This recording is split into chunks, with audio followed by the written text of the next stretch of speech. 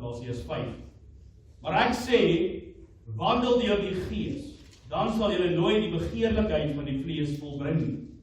Want die vlees begeer teen die Gees, en die Gees teen die vlees, en hulle staan teenoor mekaar, sodat julle nie kan doen wat julle wil nie. Maar as julle deur die Gees gelei word, dan is julle nie onder die wet nie. En die werke van die vlees is openbaar, naamlik oorspel, hoerery, onreinheid, ongebondenheid, afgoderry, towery, vyandskap, twis, jaloersheid, toornigheid, naaiwer, tweedrag, partyskap, afguns, moord, dronkenskap, rassery en dergelike dinge. Waarvan ek julle vooraf sê, soos ek al vroeër gesê het, dat die wat sulke dinge doen, die koninkryk van God nie sal beerwe nie. Maar die vrug van die Gees is liefde, blydskap, vrede, lankmoedigheid, vriendelikheid, goedheid, getrouheid, sagmoedigheid, selfbeheersing. En sulke dinge is die wet nie. Want die wat aan Christus behoort, het die vlees met sy hartstogte en begeerlikhede gekruisig. As ons deur die Gees lewe, laat ons ook deur die Gees wandel. Laat ons nie word soekers van ydelle eer wat mekaar uithard en mekaar beny nie. Net so vinnig voor ons dan afsluit met die skriflesing, as ons in vers 19 kyk, dan sien ons ook 'n paar woorde, ek wil dit kortliks saam te vat. Oorspel vanuit die verstaan van die woord. Oorspel is dit wanneer 'n mens dan ook egbreek pleeg met jou wettige huweliksmaat. Hoerery is wanneer 'n mens enige seksuele gemeenskap voor die huwelik het, maar ook wanneer 'n mens dan seksuele gemeenskap het met iemand buite jou huwelik. So dit is wat die Bybelse bedoeling daarby is, dis hoerery, is daardie leefstyl van losbandigheid ook. Onreinheid trek die lyf terug na vuil gedagtes, en jammer om dit te sê, broeders, vuil praatjies, selfs ook vuil grappies. En dan ongebondenheid is wanneer jy totaal en al jouself oorgegee het aan 'n losbandige leefstyl, om dit in eenvoudige konteks te plaas, jy voel nie eers skuldig oor jou sonde. Dit is wanneer jy 'n totale leefstyl van losbandigheid leef, jy voel dood eenvoudig net nie meer skuldig of skaam vir jou sonde en die sonde waarin jy volhard nie. Dan is daar die meeste van die goed, miskien ons baie goed, naaiwer is, maar baie selfsugtig wees, afguns is wanneer jy genot vind in die feit dat iemand verloor, jy vind pret daarin, dat as iemand teëspoed beleef, en dan uiteindelik die res van die goedjies dink ek, ook dronkenskap is die ander een, baie keer dan koppel ons dronkenskap net om te veel te drink. Dit is glad nie net te veel te drink nie, dit is ook wanneer jy jou lewe nie kan sonder dit leef nie, maar ook daarmee saam 'n oormatige gebruik wat natuurlik jou selfbeheersing beïnvloed, wat maak dat jy nie waaksaam en nugter is nie, wat maak, soos julle verstaan, as iemand begin drink, dan sê ons hoe hy verander na 'n ander persoonlikheid toe. Dis juist presies waarteen die Bybel ons hieroor waarsku. Jy kan niks gebruik wat maak dat jy nie waaksaam en nugter is nie, enigiets wat maak dat ons God se eer skade aan doen deur die gebruik daarvan, of die afhanklikheid daarvan, word saamgevat in die woord dan dronkenskap. Geliefdes, dit is dan die woord van die Here. Kom ons nader tot God in gebed, kom ons bid saam. Ons almagtige God en Hemelse Vader, baie dankie dat ons vanoggend die voorreg het om geesvervuld hier in U kerk te kan sit. Kerk wat U vir ons gegee het deur die genade aanbiddingsplek waarheen ons kan kom, deur die Gees gestuur om voor U aangesig te wees, om ons skuld voor U te openbaar, maar ook ons diep afhanklikheid van U te besef in die wete. Ons kan nie, o Here, sonder U nie. Nooit, nie gister nie, nie vandag nie, en verseker nie ook op hierdie pad van toekoms wat vir ons voorlê. Ons vra Here dat U ook dan so met ons sal wees in hierdie diens vandag, dat U deur die woord sal spreek, dat U die Heilige Gees in ons harte so ontvanklik en aktief sal maak, dat ons sal verstaan, dat ons sal inneem en ook daarvolgens sal lewe. Ons weet, Here, wat die impak is van die Heilige Gees in mense se lewens, en daarom weet ons ook wat 'n groot verskil hierdie gemeente van AP Kerk Standerton kan doen en wees as ons 'n geesvervulde gemeente is. Mag ons dan ook vanoggend met opgewondenheid wag om te hoor wat U vir ons wil sê. Ek dink besonder ook, Here, aan diegene wat verlies gely het in die week, diegene wat by 'n begrafnis diens moet wees, vra ons, Here, dat U hulle sal troos en bystaan. Ons vra, Here, dat U rustigheid en kalmte in elkeen van ons gemoed sal bring in hierdie moeilike tye waarin ons lewe. Mag ons weet dat ons meer as oorwinnaars is deur Christus Jesus wat vir ons die krag gee, die opstandingskrag wat ons anders laat lyk en klink en lewe. Mag ons ook in hierdie tyd deur ons optrede en woorde vir mekaar hoop gee, opgewondenheid oor die toekoms. Ons vra, Here, dat U oor die eie eer sal waak hou en daarmee saam ook dat U ons in hierdie diens vanoggend sal beskerm en dit sal wees tot U eer, uitbreiding van U koninkryk. Ek spreek, Here, aan die diensknegt en die diensmaagd luister. In Jesus naam bid ons dit deur die werking van die Heilige Gees. Amen.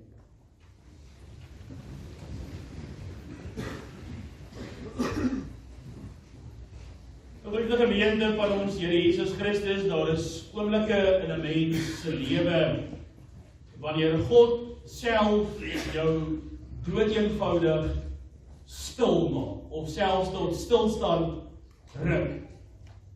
Nie deur 'n donderslag of 'n aardbewing of iets van so 'n aard nie, maar eintlik meer met 'n heilige stilte wat hier diep in jou binneste begin praat. Daar waar jou hart begin om vrae te vra wat jy net nie kan vermy nie. Daar die heilige stilstand. Waar jou hart fluister oor jou lewe, waarmee jy besig is. Al daar die een vraag wat ons nie kan vermy nie. En dit is, wandel jy regtig saam met God? As jy na jou eie lewe kyk, jy kyk jou dade, jou gedagtes, jou planne, waarmee jy besig is en waar jy jouself bevind. 'n Vraag wat 'n heilige stilte in ons aanwakker. Waarmee is jy besig en stap jy werklike pad saam met God? Nie is jy godsdienstig nie, is nie wat die vraag vra nie, of lyk jy soos 'n Christen nie? O nee. Dis kan jy met absolute eerlikheid sê, tree vir tree, stap vir stap, asemteug vir asemteug, selfs oogknip vir oogknip, stap ek hand aan hand saam met my God in hierdie tydelike lewe. Dan jy met sekerheid sê dat die Heilige Gees besig is om jou te verander. En jy kan daar die veranderinge ook in jou lewe aanskou. En geliefdes, dit is moontlik om baie naby aan die dinge van God te wees, maar tog ver van God af. Baie naby aan die dinge van die Here, maar ver van die Here af. Dit is moontlik om die taal van geloof te praat, dit is selfs moontlik om jou selfoon se tydens te gebruik, om jou geloof uit te basyn en uit te leef. Maar jou hart kan koud wees, lou wees, en ver van die Here af. Jy kan die Bybel ken, maar jy kan nie die stem van die Here deur die Bybel hoor nie. Jy kan jarelang pligsgetrou in die kerk sit, maar die vrug van die Gees wat ons dan hier ook vanoggend van gelees het, om te breek in jou lewe. En daarom kom die Heilige Gees dan ook so op Pinksterfees na ons toe met hierdie baie bekende gedeelte van Galasiërs 5 en kom spreek tot ons, nie om ons te verneder nie, glad nie die doel van die Heilige Gees en die prediking vanoggend nie, maar om ons wakker te maak, om as ware ons wakker te ruk, om jou vanoggend te konfronteer met die vraag, waarmee is jy besig en waarheen is jy op pad? Die Heilige Gees kom deur die woord vanoggend tot elkeen van ons en wil ons as ware geestelik lewendig maak. Hy wil hê Christus Jesus moet sigbaar word in jou hart. Moet sigbaar word in jou huwelik. Moet sigbaar word in jou huis. moet sigbaar word in jou woorde, moet sigbaar word in jou optrede, in jou lewe, en as ware ook daar waar ons die voorreg het om te sien, in jou gedagtes, daar wat in jou gedagtes aangaan. Paulus skryf hierdie brief van 'n gemeente wat hulle self bevind om baie verward te wees. Hulle het so 'n bietjie losgeraak van dit wat Paulus aan hulle verkondig het. Hulle het begin as kerk by hierdie genade van die Here Jesus Christus en hulle het ingekoop in hierdie genade teologie dat dit is genoeg en ons is dankbaar daarvoor en dit maak 'n verskil en dit bring verandering. Maar net soos 1, 2, 3, toe begin hulle terugval in 'n godsdiens van uiterlike dinge. Valse leraars het nie lank na Paulus daar opgedaag nie en begin verkondig en gesê, maar Christus Jesus is nie genoeg nie. Hy is nie vir julle genoeg nie. Julle moet mal wees om te dink dat net deur daai persoon sal daar vir julle redding wees. O nee, julle moet terugbeweeg na Joodse tradisies toe en julle moet die wet onderhou en julle moet julle self besny en dan daarna, dan raak julle eers aanvaarbaar vir God. Maar Paulus antwoord met 'n brandende vuur in sy hart en ons hou van die wyse waarop Paulus met ons praat. Daar is nie grys area nie, daar is nie neutrale grond nie. Hy praat direk met die hart van die luisteraar en hoorder. Christus Jesus het jou vrygemaak. En hy het jou nie vrygemaak sodat jy in sonde kan gaan leef en maak wat jy wil nie, en sê wat jy wil nie, en doen wat jy wil nie. Die Here Jesus Christus het nie verniet daar in 'n kruis gehang en gesterf sodat jy kan aangaan soos jy aangaan nie, en jouself ook maar net die vlees dien nie. O nee, Paulus spreek hulle aan, die Here Jesus Christus het hulle vrygemaak om deur die Heilige Gees, die Gees van die lewende God gelei te word. En dan wys Paulus op die groot werklikheid binne elke gelowige. En as ons met onsself eerlik is, dan kan ons nie anders nie as om saam te stem met ou Paulus nie. Daar is 'n oorlog aan die gang. 'n Groot, heilige, geestelike oorlog. En dis nie daar buite dit wat ons daar sien op die nuus nie. Dis 'n oorlog daar binne in jou, binne in elkeen van ons. Die vlees begeer teen die gees en die gees teen die vlees. En geliefdes, elke liewe ware kind van God ken hierdie stryd. As jy nie hierdie stryd ken nie, dan maak jy my baie bekommerd. As jy nie hierdie stryd tussen lig en duisternis in jou binneste beleef, of dit weet waarvan Paulus hier praat nie. Jy wil die Here dien, jy het 'n behoefte om gehoorsaam te wees, jy het 'n behoefte om uit te leef wat die Here vir jou sê, maar dan staan soos 1, 2, 3, die ou sondige natuur, die ou sondige jy op, en gee vir jou 'n nuwe pas aan. Jy wil geduldig wees, jy wil rustig wees, jy wil kalm wees, maar dan bars die woede uit, die haat en selfs ook die wraak. Jy wil vergewe, dis tog iets wat jy graag wil doen, maar dan fluister bitterheid daar in jou hart. Hoekom moet ek altyd die een wees wat die minste is, en altyd die een wees wat prys gee, en altyd die een wees wat eerste moet optree? Jy wil rein lewe, maar sondige begeertes trek jou terug. Jy wil naby aan God wees, maar nie saam met hom nie. Nie hier, nie langs my nie, nie by my nie. Die vlees, waaroor Paulus praat, is daar die ou mens wat nog altyd homself eerste wil stel, sien dit al van die begin van die Bybel af.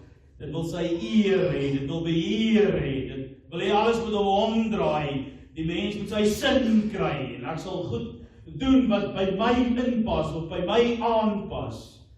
Die vlees hou nie daarvan om nederig te wees nie, die vlees hou nie daarvan om die knie te buig voor die allerbelangrikste en die allerhoogste koning in ons lewens nie. Die vlees hou nie daarvan om gehoorsaam te wees en ag nee, hierdie stel reëls en regulasies te volg nie. Die vlees hou nie daarvan om selfs te sterf nie. Maar dit is ook die wonder van hierdie gedeelte. Die Heilige Gees het gekom om 'n nuwe lewe, 'n werklike nuwe identiteit en 'n nuwe lewe in jou te werk. Hy het nie gekom om jou effens beter te maak, omdat jy voel ek is daarom net beter as die persoon wat langs my sit vanoggend, of voor my sit, of selfs dalk agter my sit nie. O nee, die Heilige Gees het gekom en leef in jou om jou volkome nuut te maak. Hy wil Christus Jesus in jou vorm.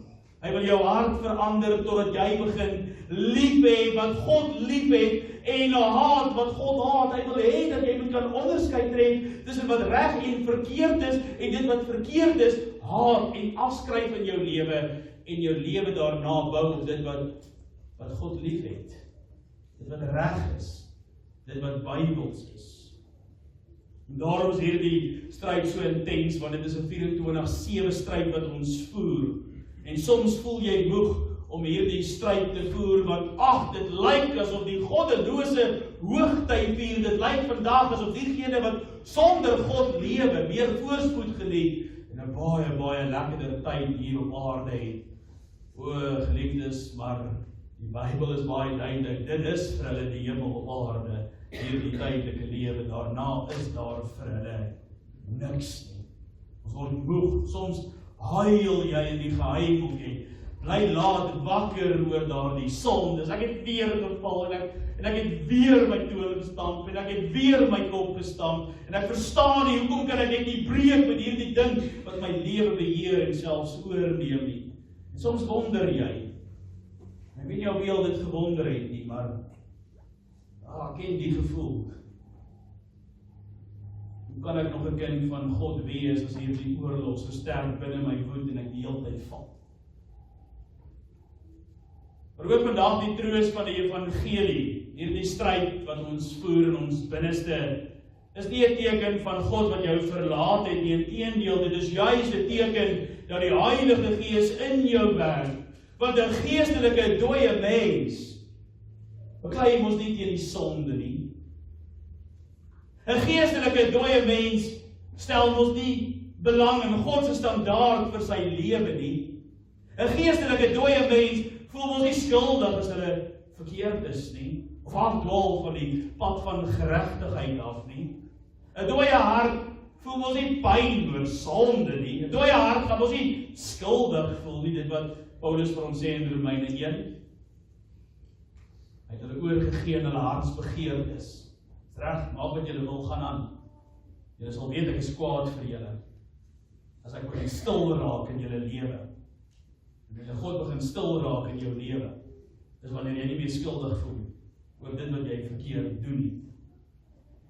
Die evangelie kom leer ons wanneer die Heilige Gees in jou is, en wanneer die Heilige Gees jou vervul en jou oorneem, ontstaan daar 'n heilige onrus in jou hart oor sonde. Jy kan dood eenvoudig nie meer vrede maak met sonde nie. Dis hoe jy weet of die Heilige Gees in jou lewe is of nie.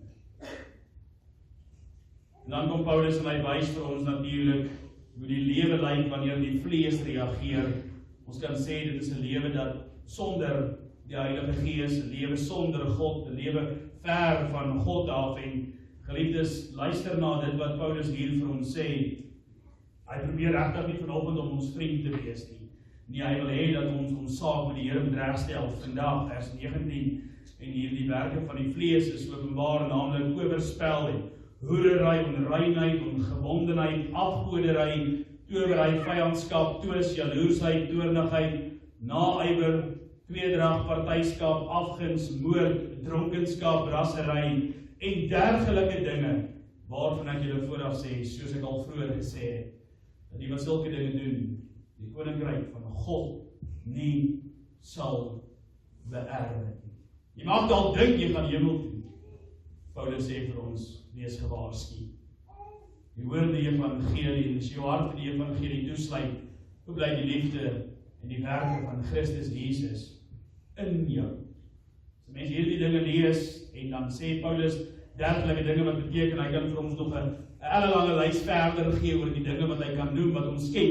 Jy kan jouself binne hierdie verse raak lees, as jy met jouself eerlik is, en wat 'n donker prentjie skets hierdie lewe sonder die Heilige Gees en ver van God af, nie vir jou nie. Want dis die dinge waarmee jy jouself gaan besig hou.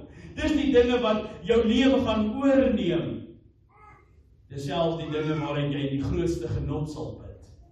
Maar ja, hier die tydelike lewe. Dit is 'n lewe van 'n hart sonder die heerskappy van God. Maar geliefdes, hierdie sonde leef nie net daar buite in die wêreld, daar buite waar ons in die kerk kan sit en vinger wys nie. Nee, hulle steek ook maklik op buite die harte van gelowiges. Hoeveel huise, hoeveel huwelike, hoeveel gesinne word nie koud gemaak deur hierdie lys wat Paulus hier noem. Hoeveel huwelike, instellings van die lewende God, heilige instellings, is nie al verbreek nie, as gevolg van die lys wat Paulus hier noem. Hoeveel geestelike, godsdienstige, Bybelse instansies, kerke, het nie al hulle deure toegemaak of moes afwyk van die waarheid af nie, as gevolg van hierdie lys wat Paulus hier noem. Hoeveel mense se lewens is nie al vernietig. Kinders in kluis, as gevolg van hierdie lys wat Paulus hier noem nie. Hoeveel van ons sit nie dalk vanoggend hier met 'n glimlag nie, maar in ons hart is daar 'n onvergewensgesindheid. Hoeveel van ons sit nie hier met 'n glimlag op ons gesigte nie, maar jy gaan uit hierdie kerk uit met jou geheime sondes nog steeds in jou hart, selfs ja na die nagmaal. Hoeveel ouers se kinders kan hulle nie hoor as hulle oor die Here praat nie, want hulle vleeslike voorbeeld skreeu te hard. Hoeveel mense wil hulle voete nie in die kerk sit nie, as gevolg van hierdie dinge, wat ja, ek en jy ook so gereeld doen. Ons kan so maklik godsdienstig lyk, maar geestelik droog wees. Dit is waarom die woord van die Here ook tydens hierdie Pinksterfees en nagmaal so duidelik tot elkeen van ons spreek soos 'n skerp swaard wat deur ons harte sny. Want die Here roep ons tot selfondersoek, 'n ernstige, heilige selfondersoek. Die Here roep ons vandag tot 'n heilige stilstand. 'n Heilige stilte. Jy moet nou 'n bietjie dieper kyk as wat jy nog altyd in jou lewe kyk. Want God kyk nie net na die uiterlike lewe nie. Hy sê die woord van die Here, hy deurgrond jou hart en hy ken elke versinsel van jou gedagtes. Hy kyk na jou hart. Hy sien die dinge wat niemand anders sien nie. Hy sien die jaloesie, hy sien die trots, hy sien die geheime sondes, hy sien en hy hoor die harde woorde. Hy selfs die ontvanger van jou koue, selfsugtige gebede. En hy weet wanneer daar 'n gebrek aan liefde en bereidwilligheid is. En tog, ons altyd ook daar 'n maar by Paulus se woorde, en tog hoor die wonder van genade. Hy draai nie van jou en my af weg nie. Hy roep jou terug. Hy roep jou nie terug na die skuld nie. Hy roep jou nie terug na die gemaksone van ek kan nou wees wat ek was voor die nagmaal nie. Nee. Hy roep jou nie so nie. Kom maar net terug. Doen wat jy gedoen het nie. Jy sal veilig wees nie. Nee, hy roep jou vanoggend terug na homself toe. Want na die donker lys van die vlees kom sekerlik die mooiste gedeelte in die hele Bybel, die vrug van die Gees wat ons dan verder raak lees daar in vers 22 is liefde en blydskap, vrede, lankmoedigheid, vriendelikheid, goedheid, getrouheid, sagmoedigheid en dan ook die laaste een wat ook is 'n baie een met baie groot verskil bring in ons lewens, selfbeheersing. Wonderlik sal hierdie kerk nie wees as elkeen van ons daardie eienskappe besit nie. Watter kerk sal ons nie wees as dit ons kenmerk is en ons karakter is? Die vrug van die Gees. Ons weet wat daar staan. Ons verloor so gereeld die stryd teen die vlees in ons lewens, want daar is nie behoefte om in die Gees te leef nie. Almal wil eendag daar by die Here wees en ons troos onsself daarmee wanneer ons by 'n oop graf en by 'n diens is. Almal wil daar wees. Maar niemand wil saam met die Here hier wees. Niemand wil sy hand hier vat. Niemand wil saam met hom hier wandel nie. Wat 'n mooi prentjie sien ons nie hier in vers 22 nie, wanneer die Heilige Gees jou lewe vul, begin dit wat verkeerd is reg te kom. Begin dit wat duisternis is lig te word. Begin dit wat onvrede is vrede te word. Daar kom selfs 'n sagmoedigheid en dan uiteindelik 'n selfbeheersing wat 'n mens nodig het om deur die afgode in ons lewens te stry. Die Heilige Gees verander jou nie soos wat ons dit graag sou wou gehad het in 'n oomblik nie. Jy stap nou hier uit en ewe skielik is jy nou 'n baie beter mens. Die Heilige Gees plant vandag maar net bloot 'n saad. Hy verander jou dag vir dag en daarom is dit so belangrik en ek kan dit nie genoeg beklemtoon nie om die Bybel te ken, jou Bybel te lees, die Bybel te verstaan. Dat mens hierdie roemryke skatte van die Here ook kan beleef in jou lewe. Die Heilige Gees deur die woord, as jy dit ken en jy skryf dit in jou hart, vorm jou om elke dag meer en meer na die beeld van Jesus Christus te word en te lewe. 'n Ware gelowige is nie iemand wat perfek is nie, ons weet dit. Nee, dit sal nooit wees nie. Ons word perfek in Christus. Maar 'n ware gelowige is iemand wat al hoe meer soos Jesus lyk. Dis 'n ware gelowige. Selfs daar waar die mense jou nie sien. Daarom moet ons onsself by hierdie nagmaal dan afvra vanoggend. Waarheen beweeg jou lewe? Waar sal jy jouself bevind as jy nou jou oë moes toemaak, tydelik, vir ewig? Word jy, as jy na jou lewe kyk met 'n selfondersoek, meer soos die wêreld of meer heilig? Meer soos dit wat verkeerd is? Of word jy meer soos Christus? En waar die Heilige Gees werk, geliefdes, wil ek vir julle sê, bly geen mens dieselfde nie. Daar moet 'n ander geur en 'n ander kleur in jou lewe wees. Miskien sit jy vandag hier en jy is moeg vir die stryd wat jy al tot hier toe gestry het. Miskien voel jy skaam oor jou sonde, en dit is reg, ons moet skaam kry oor ons sondes. Jy moet nooit nie skuldig voel nie. Miskien voel jy leeg, selfs geestelik droog. Miskien speel jy oppervlakkige godsdiens en jy gaan maar net kerk toe en jy dink dit is genoeg. Miskien het jy al lank al probeer om jouself te verander, maar jy val telkens weer en jy eintlik nie eens meer behoefte om op te staan. Jy luister net mooi na dit wat ons hoor vandag hier by die nagmaal gaan hoor die formulier. Jesus Christus het nie aan die kruis gesterf om jou skuld te vergewe nie. Dis nie net waarvoor hy gesterf het nie. Hy het ook opgestaan om deur sy Gees 'n nuwe lewe in jou te werk. Jy hoef nie langer slaaf van die vlees te wees nie. Die kruis van Christus is sterk genoeg om jou sonde te kruisig. Die krag van die Heilige Gees is groot genoeg om jou te verander. Ja, jou. Maar hier kom die keerpunt of die kruispunt. Jy kan nie met die een voet in die wêreld staan en die ander voet by God nie. Ons kan dit nie veilig speel met die Here nie. Dit is nie hoe dit werk nie. Hierdie lys wat Paulus vir ons gegee het, gaan lees dit deur. Gaan ondersoek bietjie die woorde, gaan doen 'n woordstudie oor dit wat daar staan. Ons sal nie anders kan nie as om skaam te kry. Maar dit is goed. Want wanneer ons skaam kry, dan het ons 'n ingebore behoefte om ook beter te wees. Jy moet jou lewe volkome oorgee, nie net op Sondag nie, maar elke dag, nie net jou woorde nie, jou hele hart. Daarom roep die Here jou vandag, kom buig weer voor my, kom bely jou sonde eerlik, kom gee jou bitterheid vir my, kom lê jou trots neer, kom gee jou koue hart vir my, en kom wandel weer saam my. Iemand het dit eendag so mooi gesê, hoe sou ons lewens gelyk het, as ons God kon sien, langs ons? Hoe sou jou lewe geklink het, as die Here langs jou gestaan het en jy kon hom sien? Ons lewe asof die Here nie hier is nie, ons moet versigtig wees vir dit. En daarom sê die Here vandag vir ons, kom wandel saam met my. O geliefdes, hoe mooi is 'n lewe wat deur die Gees beheer word. Dit is nie 'n perfekte lewe nie, maar dis 'n lewe wat die geur van Jesus dra en verskil bring. 'n Lewe waar ander iets van Christus begin sien in jou.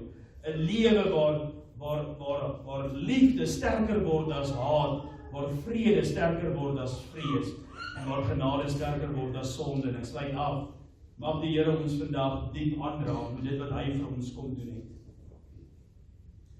Ons sien dit hier by die nagmaal vandag. Mag dit jou diep aanraak.